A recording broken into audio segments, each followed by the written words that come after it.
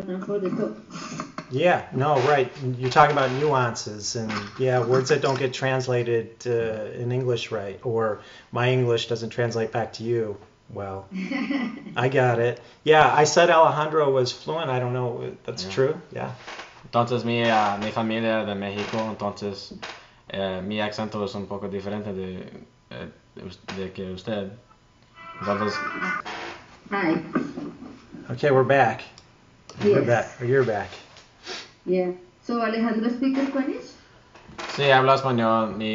Toda mi familia de México, entonces Okay. platico con mi Maybe familia. we can try to talk in English and Spanish just to, Sí, está bien, to pues. some words. If there are any words that you don't know how to say in English, just say it in Spanish and I'll try my best. Yeah. That one is good. Yeah, and I am I am recording this just so that I have it for reference if I want to put together a longer update, or like I said, we've been trying to supplement the blogs that we've been doing on especially on the peace talk negotiations from Colombia. So this will be really good information that I can just have for reference for the future. But just to let you know, if it's okay, I'm recording and you look great. The video is really good, so you should be happy about it. I can even I'll send you excerpts. Okay, great. Okay, so well, you've met Alejandro, and that was the first big item, and you guys have now been able to speak a little bit in Spanish, so it's good. I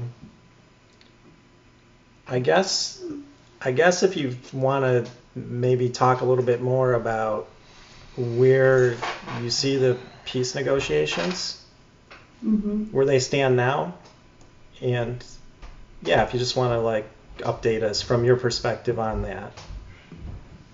The thing is that at this moment, I think 2 weeks ago or 3 weeks ago, they showed to the whole country how was the negotiations going on. So they show around 100 pages where they was explaining how was the negotiation. So there was a lot of pages, but basically there are around 10 agreements that they have. Are you there? Yeah. We're just listening. 10 agreements, and it was. Camera is still. The video. I can't see you anymore. Oh, I'm sorry. I don't know if that's just a connection issue, but we can see you fine. We can hear you. Can you hear us okay? Yes. All right. Is it okay then if we just continue for the sake of time without the video? Maybe it'll come back up. It might be a connection issue. We'll just carry on. Okay. I'm sorry you can't see us though. Now I can see you. Yeah, I think Lissette, it might actually be a connection issue either on your end or our end. So it might go in and out. But as long as we have audio. So you were saying that there was a 100-page report that was released by the government about the negotiations and where they're at. And there's 10 agreements that are in place. And basically, the most important agreements are about the farmers in Colombia. Right. And about the land. Yes. Because it happens here that in Colombia, I think about 40% of the land is, no one knows who is the owner of the land. And many farmers are living there in some lands, but they don't have like contracts. They don't have contracts for the lands, so that's why it's easy to displace the farmers here in Colombia, because they don't have the contracts. They are not the owners, but they have been living there for their whole lives. So one of the agreements that the guerrilla or the FARC and the governments did was about to start giving contracts to farmers in order to know who is the land, or who is the property of the land, who is the person who has the land.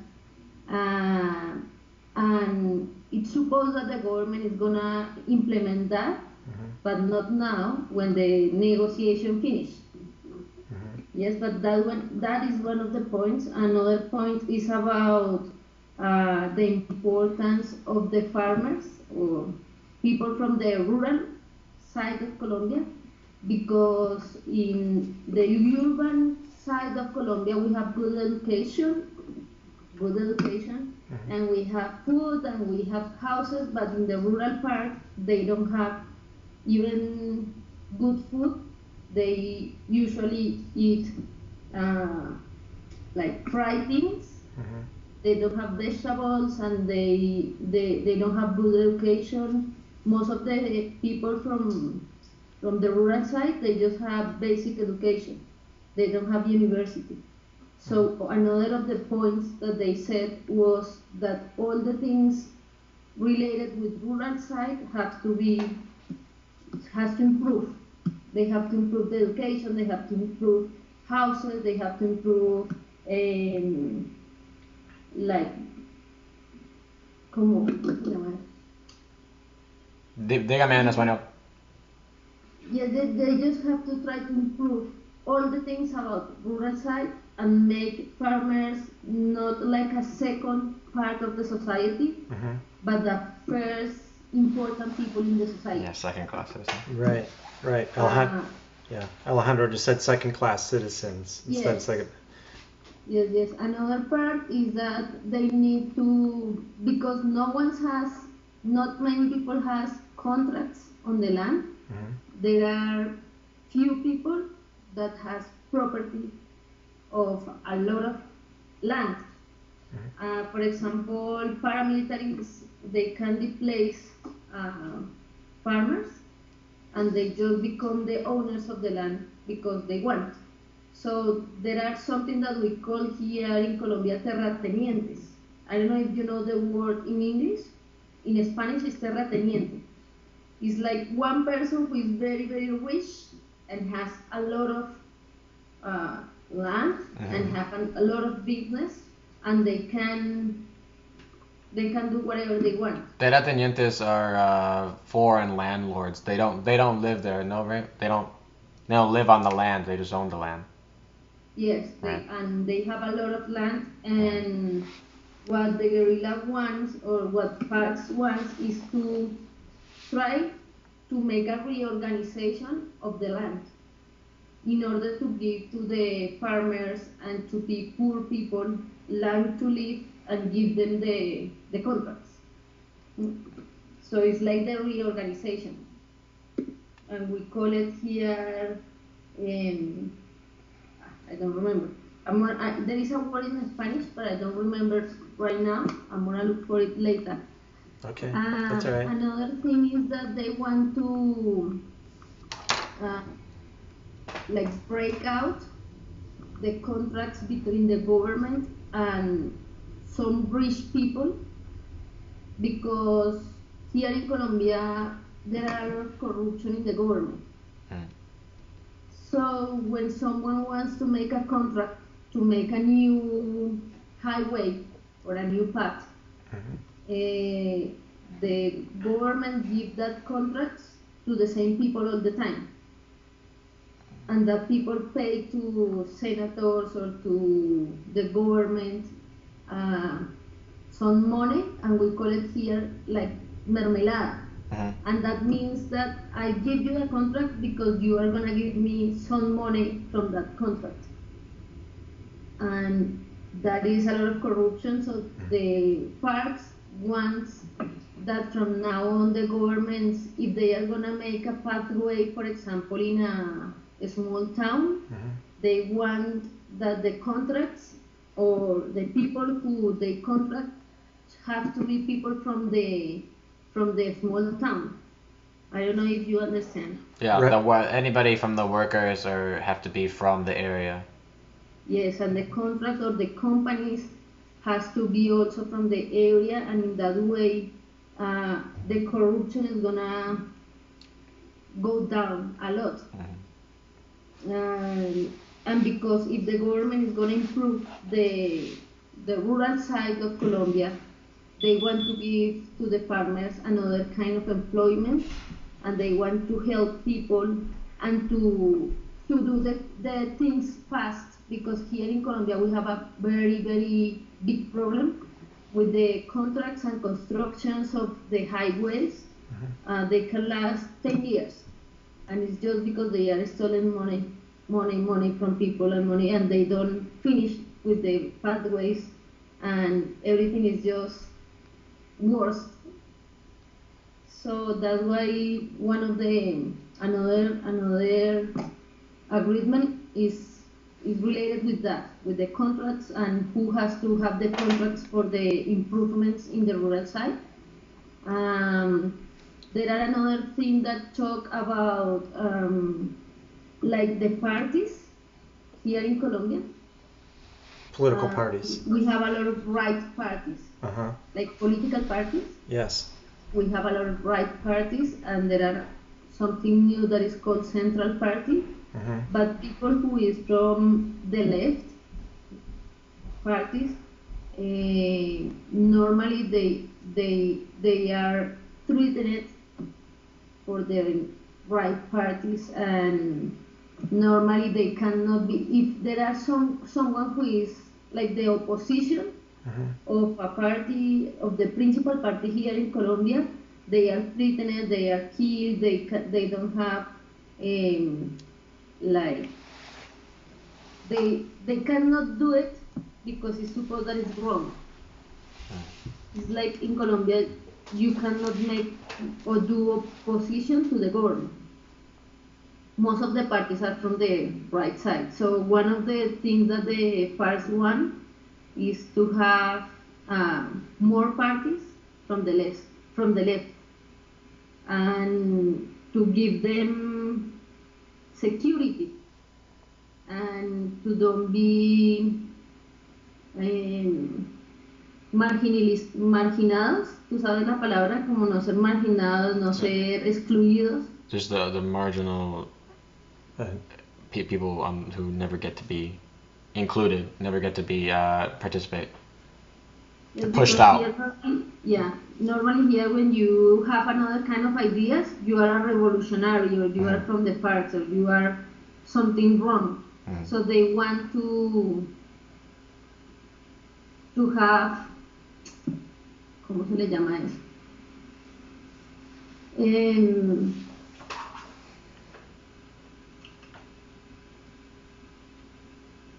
They want to help people to have the ideas, whatever the ideas they want, and they can just do it without being threatened like it's happening now.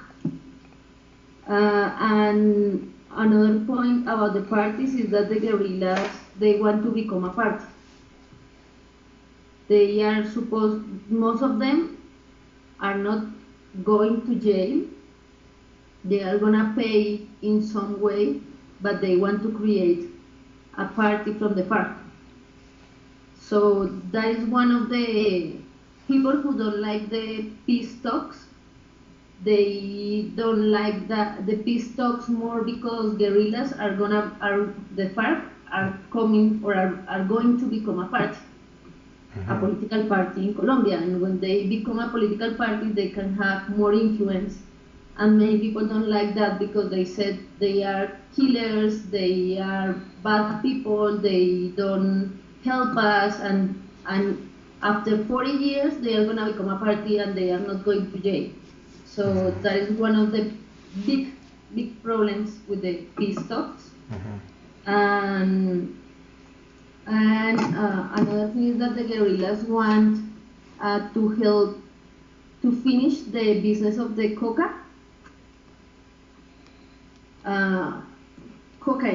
Yeah. They want to finish the business because in Colombia they have, or they control the business along with the paramilitaries and another narco people.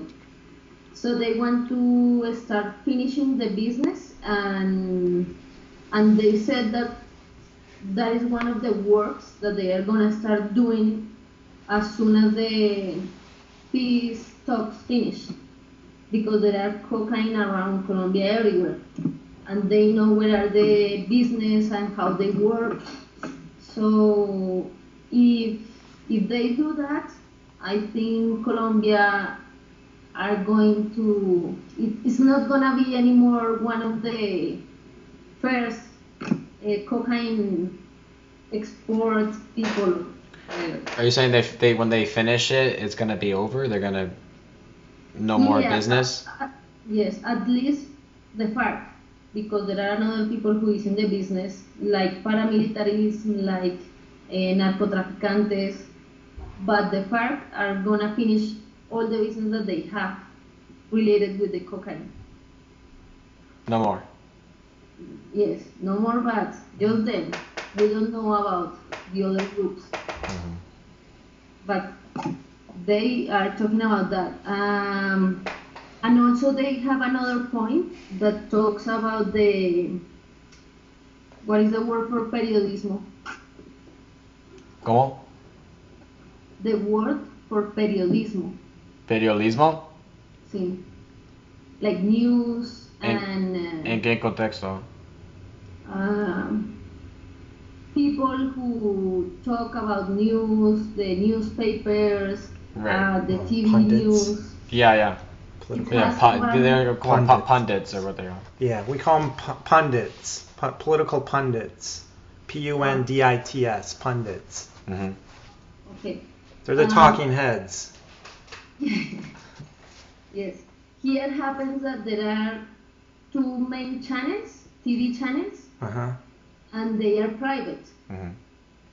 And there are another channels, I think one in the principal cities, there are just one public channel, and the two big private channels, they don't give the news, the real news. They just give the news that are important for them, or if someone paid them for go to show the news or whatever, they do it. So it's not like a free news, or if something happened, they tell the news whatever they need to say. And the guerrillas want, or the first want to make that kind of news free. They said that all the cities and all the small towns needs radio, need a channel, a TV channel, and they have to own a TV channel and a radio station, like public ones, where people can really know about the news, but the real one, no the news that is important for the government. So they have some kind of agreement about the communication and about how people who works in channel news and in radio has to talk, or has to be free to talk about what is happening in Colombia. Because when someone here in Colombia, like individual people, decide to go to show the news as they really are, they are threatened and they are killed. So here in Colombia we have at least 20 or more people who is threatened because they are saying the truth. So the guerrillas wants to help with that point, and they said that in order to make that part different, they need just stations, radio stations. Everybody needs radio stations and channel stations in all the cities and in different towns. So there are another thing that they talk about.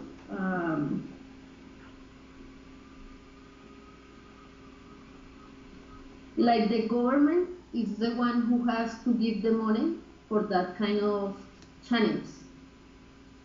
Because people who decide to go to a small town and they decided to show the new as the new is because they found resources or money with some organizations, but not because of the government, not because the government helping them or something, no. It's just because they find some kind of money in another places. So the guerrillas wants the government giving money for that kind of communication in Colombia. And I think that is all. That ones are the more important. So they want the radio stations, communications in small towns, funded by the government. Yeah. Money from the government for that. They want to be a political party. FARC do. I don't want to interrupt, but is that what you see as one of the major sticking points as far as there ultimately being agreement? The fact that FARC wants to be sanctioned as a political party? It seems like that's pretty controversial. Is that going to be the biggest obstacle for there being an agreement ultimately, you think? Or is that just part of it? It's part. Yes, it's not the biggest, but it's one of the biggest. Because obviously people who owned the land, they don't want peace, because they don't want that the government start making a reorganization of the land. Right. Or for example, there are another part that I forgot to talk was about the military, because here it's very normal that police abuse from people, or the military people abuse from, if you go to a march and you are like a revolutionary, and they just catch you and they took you to the jail just because you are in the march. Right. So there are another part that they was talking about the military organization, and how they have to really give permission to people to go to march and to go to say what they don't like, and to be free, like in a democratic country. So there is they want to make a reorganization in that part, in the military and the public order part, like a reorganization. So, for example, that point is not good for the military people. Or, for example, talking about new channels is not good for the two private channels who own the news in the country, because they can do whatever they want, because they have a lot of money for doing. And they have competition. So I think it's more related. One of the big obstacles for peace is the terratenientes, people who landowners, yeah. Yes, and the people who have the companies and the money, who are gonna be like, they have to change some things in their way, the way they do the things. So it's not just because they are gonna become a political party. But if they do become a political party, they can influence more, don't you think? So that may change those other things. Yes, and the other thing is that in other occasions in Colombia, when some guerrilla demobilize, they become a political party, the right party kill all the new political party. Right. They was called the UP, and there was more than 2,000 political people from that party, people that was killed. So the guerrillas knows that they need to do a political party, but also they need to change another things around, like the military and the police, the order, public order, because in other way it's not gonna change. But many people, because of the channels and because of the news, many people think that the guerrilla has to go to jail, and they don't want forgiveness for them, and they don't want to negotiate with them, because they just think that they have to go to jail and kill them, like what Uribe was doing before. Uribe was killing all the guerrillas and was taking them to jail, and was doing a war with the paramilitaries against the guerrillas or the FARC in order to finish with them. So it's kind of complicated. I was just going to say, it's pretty complex, but you did a good job of summarizing things in Yes. 15 minutes. I have a much better understanding now just hearing your words about it instead of reading some piece. But that was really helpful. Thanks, Lissette. Yeah. And Alejandro might have a follow-up question or two as well. But if we have time, I was just going to ask you about Father Lionel. And you mentioned briefly, and I don't know how comfortable you are talking about it, but if you could say something about the level of, I guess, he may come under some sort of personal attack, or at least he's been a target of, sounds like maybe some kind of email campaign or something. You said he was getting some sort of threats. Could you talk more about that? Yeah, Because of the organization or the foundation being aligned with so-called peace group, I think you said. Yeah, the thing is because many organizations work for peace. Right. And if they work for peace, when, for example, the agreement of the between the FARC and the government was shown to the news, many of the organizations just give some comments like it's good and we need to make for example, Lionel did a small video of 1 minute saying that it is good because it's important to create a culture for forgiveness and reconciliation. Right. And it's important to forgive in order to make a different society, a society free of revenge, and society free of bitterness and that stuff. And another people who work for peace also likes the peace talks because they know that it's very necessary after 50 years of conflict. And I think that was 2 weeks or 3 weeks ago, there is a group called the Rastrojos. They sent, we call it trial pampleto. I don't know in English what is the name, but it's like a piece of paper that they send to all the society or to different people. How do you call that? Like pampleto. Like a memo. A memo. Yeah, it's like a memo. Memorandum. And in the memo they said we want to end with people who works for peace and who works for human rights, and they are our enemies. So they are now our target, and their names are blah blah blah blah blah. So between the names, there are 10 organizations who works for peace, around 10 organizations, and one of the organizations is the foundation. And they said some of that organizations are from people who used to be part of guerrillas, are from people who demobilize and they become part of the society, and they create organizations for work in peace or in forgiveness, in reconciliation.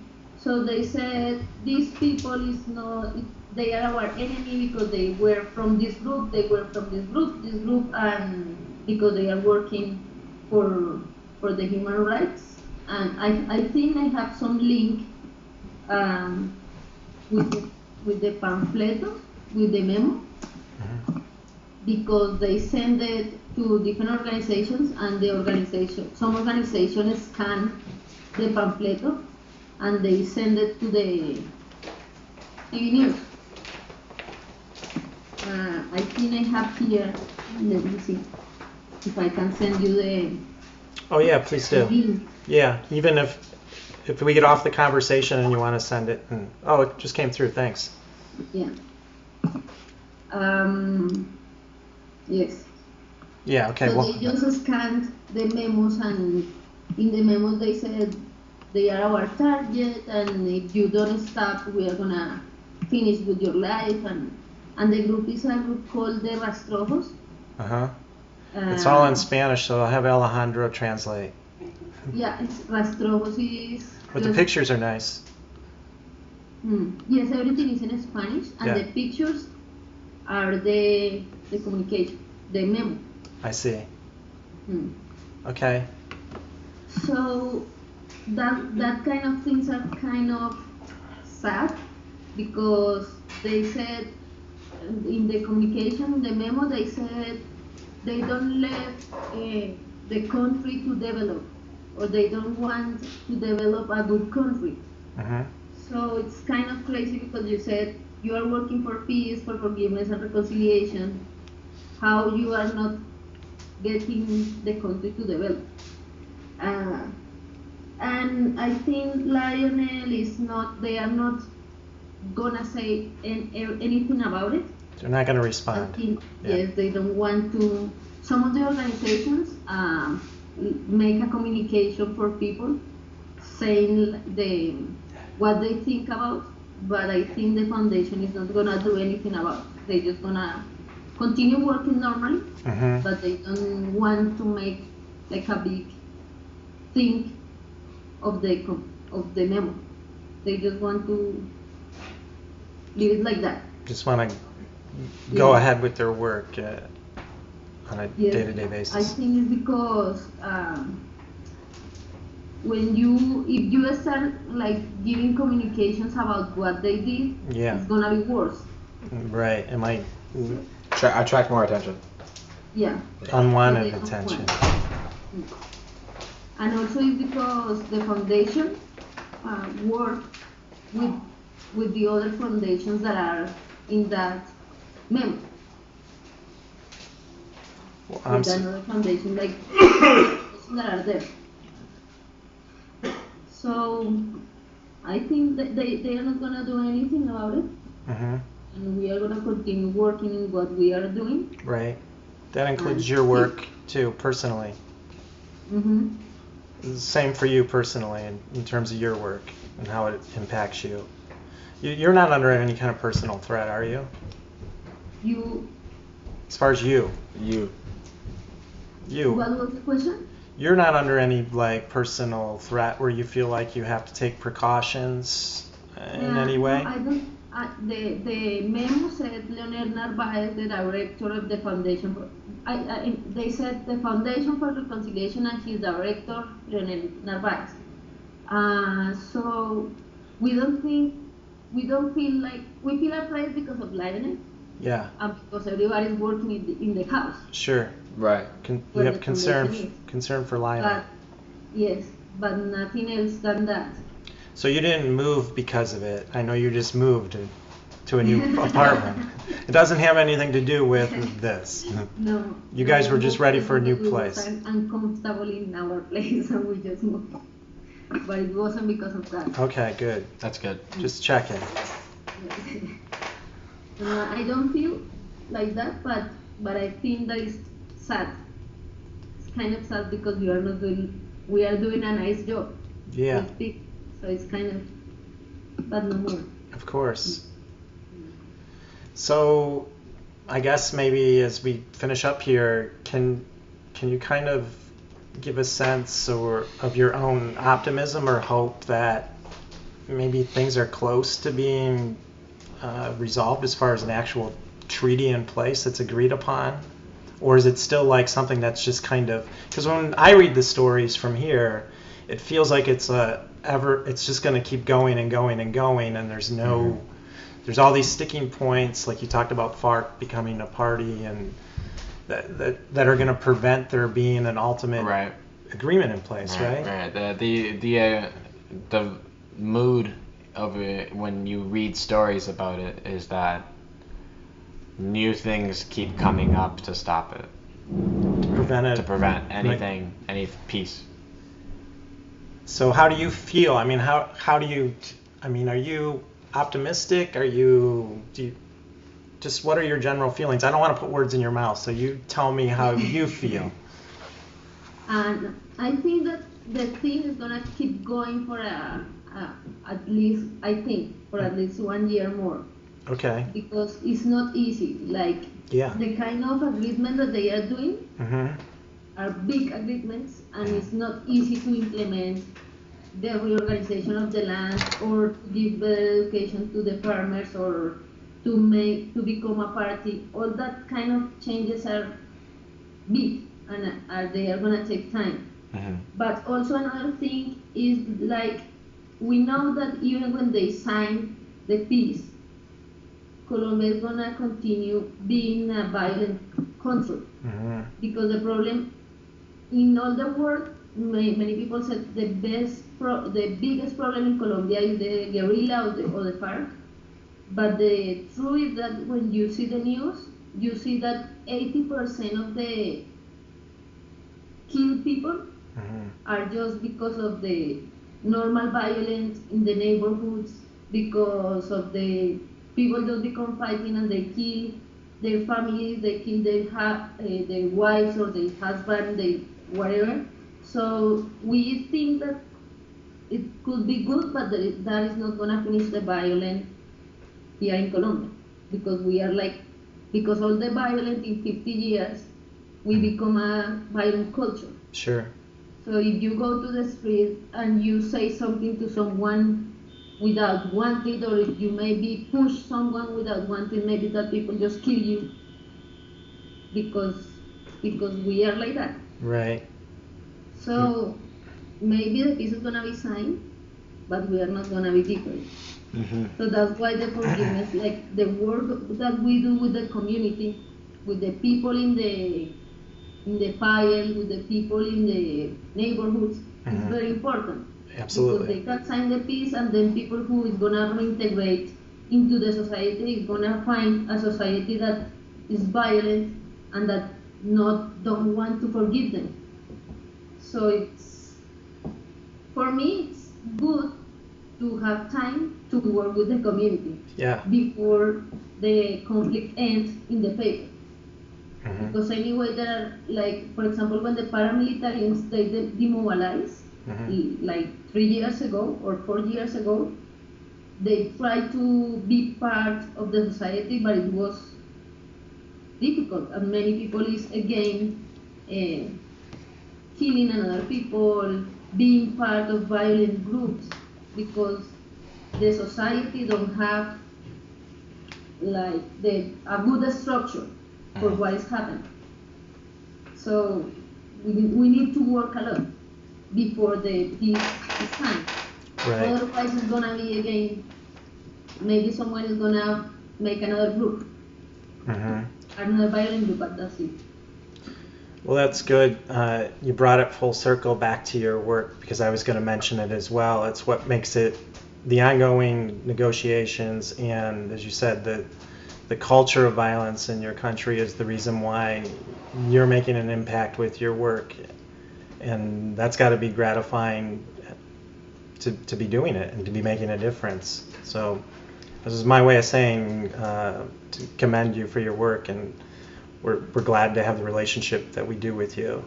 And hopefully now that you've met Alejandro, he's going to be around for a while, and I think this brings things kind of home as far as personalizing things. I know it does for me every time we get a chance to talk. It makes the work much more exciting to do that we're doing here at the office, and Alejandro can speak for himself. But so hopefully we can connect up a little bit more frequently and talk some more, because there is so much going on, and it's so fluid, the situation. Every time I get a story, Travis will send stuff over that he wants to blog on, and then there will be another story that comes out before I even have a chance to blog the story that he sent. You may have seen we put up the Newsweek piece on it was like a photo essay of the displaced. I don't know if you got a chance to see it. I never know if I should tag you in some of the posts, because I know that can be a little, you don't necessarily want to be tagged in our posts on Facebook, right?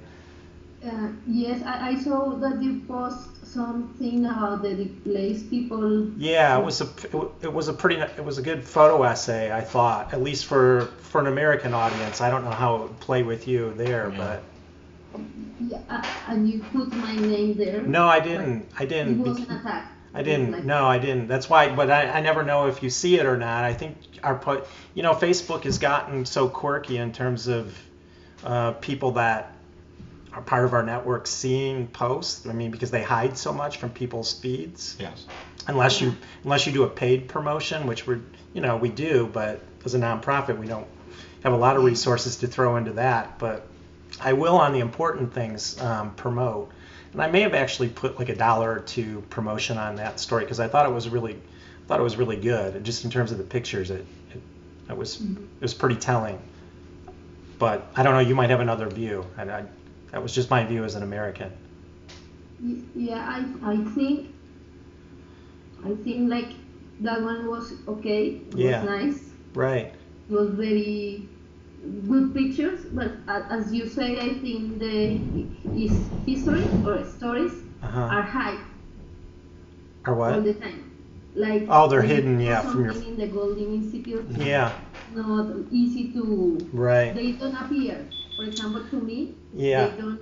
Sometimes they appear, but most of the time they don't. I guess that's why I was checking in again to find out if it's appropriate to somehow tag you or make you aware of the Colombian stuff, because Susana's always interested, and we run a lot of stuff on the Philippines too, as you know. Yeah. That's our other project work, and it's good to get her feedback on specific posts. She'll write a comment and she'll give the perspective from Mindanao, where they're at in the southern Philippines. Or she'll address me like you can too. You always can do this in an email or a message. Yeah, or a message to let me know if it's good or if it's bad, or if you have some opinion about it as to why we should or shouldn't have run it. I'm not going to be offended at all. Is what I'm saying. Okay, I think it's good if you need to tag me, or if you want to tag me, it's okay, because it's gonna like my friends can see it, and it can be spread easily. Sure. And then I can read it, because sometimes I don't see the news. Yeah, unfortunately. And they can appear. Yeah. And if they appear, maybe I can be more pendiente. Responsive. Independent, responsible. Or responsive or engaged. Because that's what we're always looking for from our end, that we're not just throwing stuff, up against the wall. Something's actually being seen, and people are, being engaged and interested. And also, I know that because there are some elections near in Colombia, I think in 1 year or something like that, for majors, many things are coming up in the news, because when there are elections, they start doing many things, and they start talking about the political and blah blah blah. So I think many news are coming out in this, maybe in these 4 months, 5 months. So I think I can keep you updated with the news. Yeah, that would be great. And if we can check in like this too, when your schedule permits, that would be really good too. Because like I said, it always brings it home for us to be able to talk to somebody who's out in the field. Yeah. The only problem is that normally the news are in Spanish. Sometimes they have translation in the web, but sometimes they don't have. They are just Spanish news. But maybe with Alejandra, maybe we can do something. Yeah, we'll put them on it. That sounds good. All right. I don't know. With that, did you have anything else, Alejandra? No, thank you for your time. Appreciate it. Yeah, thanks for making time over lunch. I know we had it scheduled a little bit earlier, but